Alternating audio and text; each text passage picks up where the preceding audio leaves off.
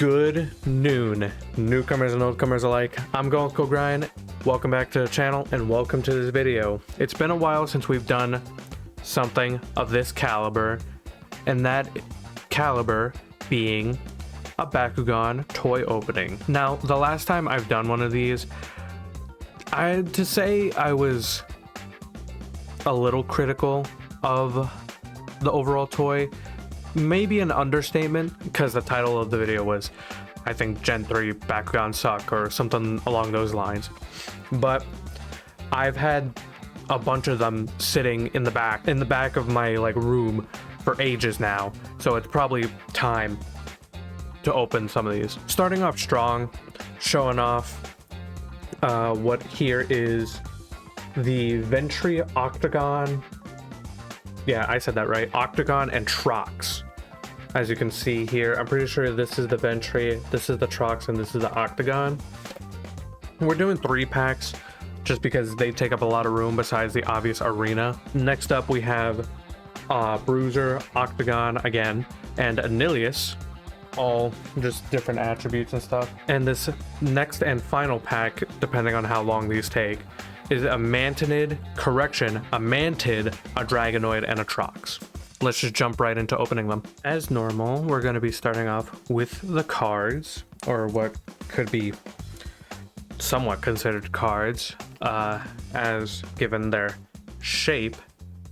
You can see this is, I believe, Chaos Octagon. Yes, I am correct, the Chaos Octagon. I probably should have looked at that before I started showing you guys. We have a Pyrus Nilius. I looked at that one, and I'm now showing that one.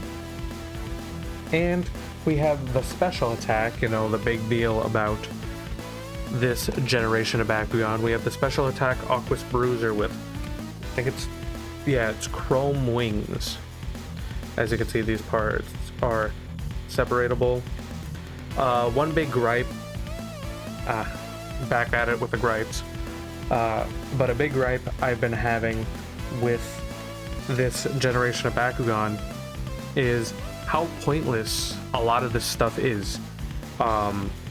Especially after watching a Jet Kuso video. Do check him out, he's a very cool creator that happens to also inform about Bakugan, showing off some of the cards that are part of my gripes and problems. I'm showing off way too much now. Here's a Dan card. I think there's a Dan.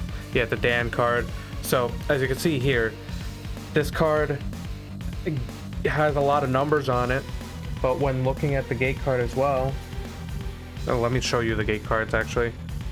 These terrain cards, gate cards, whatever, they're supposed to be laid up so that way you can actually see this on the arena that I have back there. And you're supposed to, you know, spin them like a Beyblade. Only problem is, it doesn't matter half the stuff they have you do for this game they've set up with this generation. Here's the next character card. I'm pretty sure it's Mia. There we go. As Jet Kuso put it in his video, it's like they were trying to rip off Beyblade, but not give it any of the substance that Beyblade has. They were like trying to be cool with it. And you'd think Beyblade has 0 substance, but it has so much more than you'd think. Here's the next character card, Thunder Crunch. It feels like they dumbed down a game that didn't need to be dumbed down, and they made it just objectively worse to play. Like from what Jet Kuso describes, it's like they try to make a game that's for less than 5-year-olds, despite the fact that 5-year-olds were able to understand the original Bakugan trading card game and able to play it. So what's the deal here? Here is the Pyrus Nilius. Honestly, design is okay. For some reason, the color scheme kind of reminds me of McDonald's, just because of how bright the red and the yellows are. Let's see him open. I don't know if I was actually blocking that, but here he is in ball form, you know. Got the manual parts that can stick open like that. Again, nothing we haven't seen before, but at least it's a decent looking whatchamacallit. It's a decent looking Bakugan overall. Here we move on to the Chaos Octagon. I just realized I didn't even open that in front of the camera, but whatever. Here he is. Same problem with Chaos, that their white color scheme and my lighting don't like each other. Let me try and open up the manual parts. Okay, here we are. Manual parts open. Nothing too crazy. Again, and here are the special boys of this generation, the special attack, and here's the special attack Aquos Bruiser. And I refuse to call them anything but their attribute. Like, I still don't understand the classing system for this generation of Bakugan, so I'm just referring to it as Aquos, Chaos, Ventus, and all that. Here he is with the chrome wings. No point in trying to spin these because, as I've come to find out, and Jet Kuso, referring to his video a lot, references this issue quite frequently, where yes, these are meant to spin, but they don't spin as good unless they are in the designated arena for them. Another issue that plagues this thing, no matter how you look at it and try to play with it. It just feels, I don't know how it feels, but it doesn't feel right. It doesn't feel like a good game to play like the other versions. It's taking its unique style and trying to put it, it's like trying to shove it into another, like, a better way to phrase it probably is trying to put on clothes that don't fit you. Like, they're very clearly not your size of clothing, but you're trying to fit into them anyway. Like, you had perfectly good clothing elsewhere. I don't know what the deal with this is that you needed to do that. But moving on, we got the Mantid, yada yada yada. We're gonna open that up. Starting off with cards once more. Oops, I dropped one. Starting off with cards once more, we have Aquos Trox right there. We have this is the Darkest Dragonoid, and we have the Chaos Mantid, whoopsie, with the Scorch Whips. Let me face these the right way first of all. With Scorch Whips. Here he is. Honestly, I can't really describe the situation as good as Jet Kuso does, because, you know, he did a ton of research into this and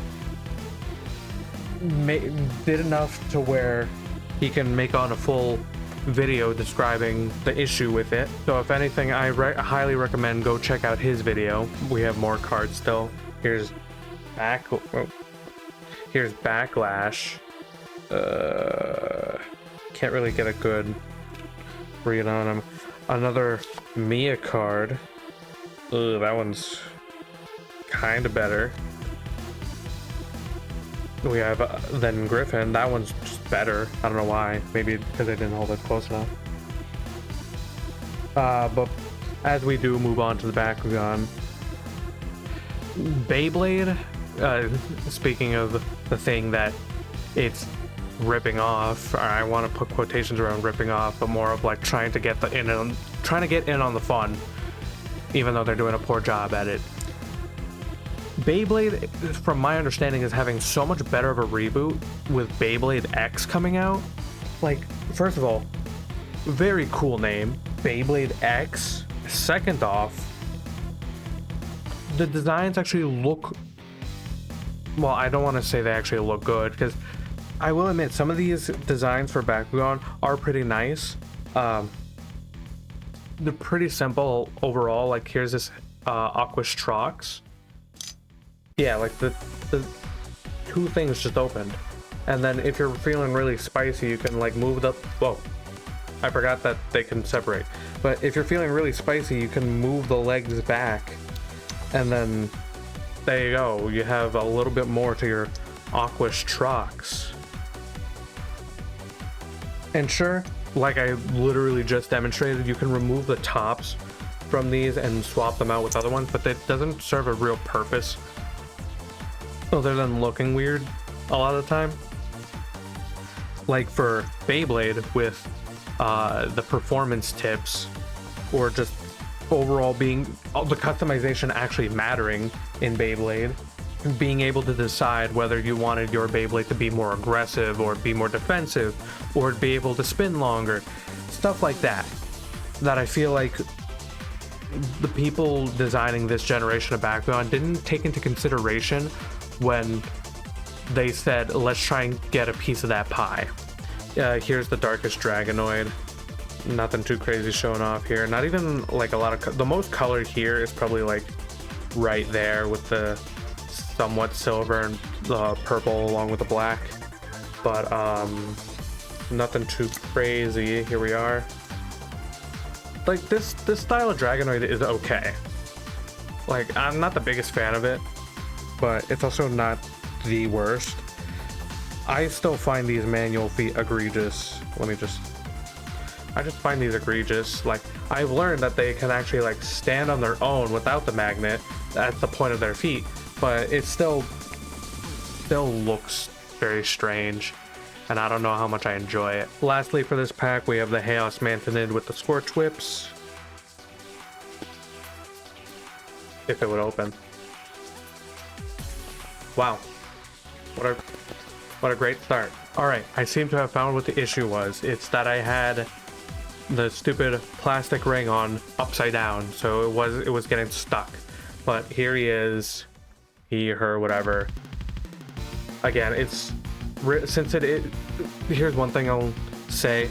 Since it is technically the first wave of this new generation, a lot of this stuff is going to repeat. A lot of stuff is going to look samey. It's going to look boring. No excuse for anything else involving this, but that's the one thing I won't be too harsh about, and that's, you know, the fact that it's still a new thing and there's not that much variety going out there. Lastly, we have the Diamond Pack with Ventry, Trox, Octagon, same deal. We have cards, starting off with another backslash. Yes, that is what it says, backslash. Another Mia and another Griffin.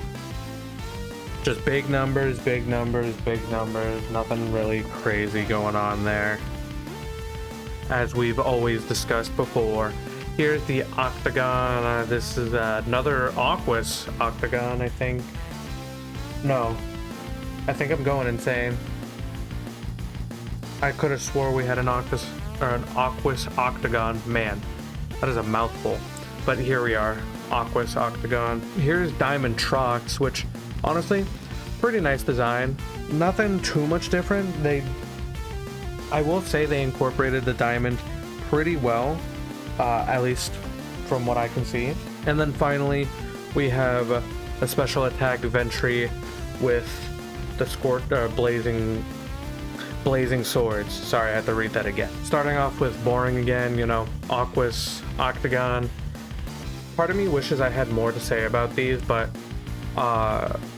these reviews are really just, you know, me reviewing the same thing but in a different color scheme, and that's because of what I've said before. It's new. There's not much really out, so there's nothing crazy for me to show you guys. Like, part of me debates whether I should even show off the other ones. Like, I have Street Brawler versions from Target that are just essentially the same thing but in a different color scheme. I debate whether I should even record that stuff. I guess let me know in the comments below if I should, or if I should just open that up in my own time to clear that out. I've debated opening the arena because, one, the arena is pretty big from what I've seen, but two, I also like how it looks there. It looks pretty cool. Aesthetically, it's something about it being there that just looks really nice. But here's the Diamond Trox. I think this suffers from what a lot of early Generation 2 Diamond Bakugan suffer with, and it's They wanted to show off it's a diamond, so that they removed essentially every other color and just made it look like this. It's not bad looking. Okay, when you open it, it's quite bad looking. It doesn't look that great. Doesn't hope that I'm opening up or holding him by his tail. Whoopsie. Here he is with his like back legs extended. The art is way better than the ball. I'm being honest. The ball is kind of underwhelming comparatively to other diamonds, especially later on in the second generation. Now, finally, we have the Ventus. I think it was a Mantid. No, it was a Ventry. Man, I am going insane. It is the Ventus Ventry with the blazing swords. Open him up. Oh, there he is. Very nice. Honestly, this is one of the better looking ones. Still not liking a lot of what it's working with. Oh, another thing I completely forgot to comment on is the bottom parts. If the bottom parts for the non-special attack Bakugan are going to, you know, be bottom parts, use them a little bit more. Like, sure, their entire idea is they want to swap them off so that you can put other things on, but it doesn't serve any performance bonuses in the game, and the cosmetic bonuses are pretty bad. Just do more with them. Sure, it makes sense for these because, you know, you gotta have this like little top to spin on, and it's gotta work. But everything else, there's really no reason why it shouldn't have that.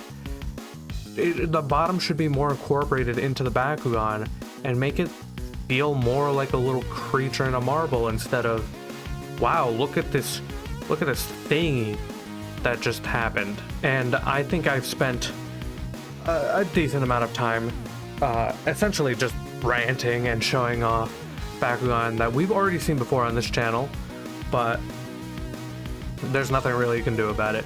Design wise, this generation, it's okay. Some of them I like, some of them I really don't like.